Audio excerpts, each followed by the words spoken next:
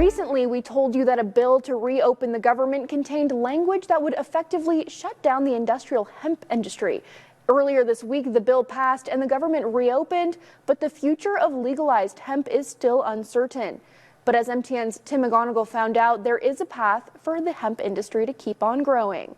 Federal hemp legalization resulted from a loophole in the 2018 Farm Bill, but recent legislation to reopen the government contained language that would ban most hemp-derived products that contain THC levels exceeding 0.4 milligrams per container, which includes most non-intoxicating hemp products. However, there may be a light at the end of the tunnel for hemp in the form of a one-year moratorium built into the measure. Leaders say it gives the industry a chance to mobilize and work with lawmakers to establish a federal framework for the product. Pat Farrell runs Big Sky Scientific in Sun River. Supplied by farmers, the company, which employs a staff of more than 40, extracts CBD out of hemp, which is then sold to manufacturers who make retail, non-intoxicating products, ranging from treatments for inflammation to anxiety to sleep. He points to a nationwide poll that shows overwhelming support for hemp. About over 72% of Americans don't want a ban on consumable hemp products.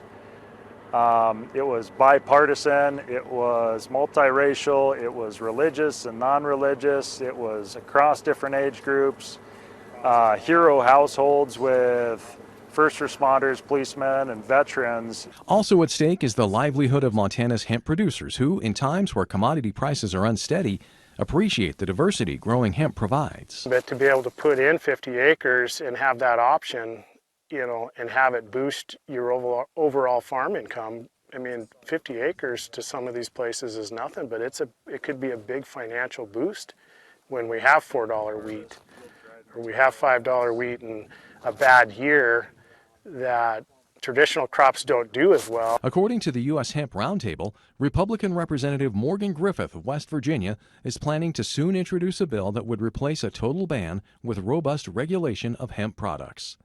In Great Falls, Tim McGonigal, MTN News. Fire crews responded to a fast-moving brush fire near Bootlegger Trail this afternoon, but before firefighters arrived, one resident jumped into action. MTN's Brianna Juneau takes us there. A fire near Bootlegger Trail raced across dry grass northeast of Great Falls Sunday afternoon, threatening homes in the area. While firefighters arrived and worked to get engines into place, one neighbor jumped in with whatever he could find to slow the flames. And that was the only fire right by the pole when I got there. Nothing else was on fire, just that little pole there. One of these fence posts that were, there's no barbed wire connected to it. And I started going like this with it to put the flames out coming this way.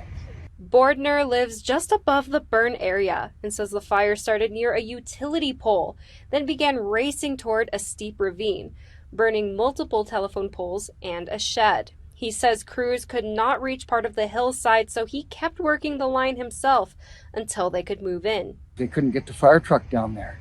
So I took that fence post and started going like this and put it out, or it went down in that ravine. And once it would have gotten that ravine, it would have burned all the way to that. A mile that way, would have burned everything. The Black Eagle Volunteer Fire Department were the first on scene and says the fire burned roughly 3 to 4 acres. Vaughn, San Coulee, Sun Prairie, Malmstrom, and Maine crews were also assisting in containing the fire, and no injuries were reported. In Cascade County, Brianna Juneau, MTN News.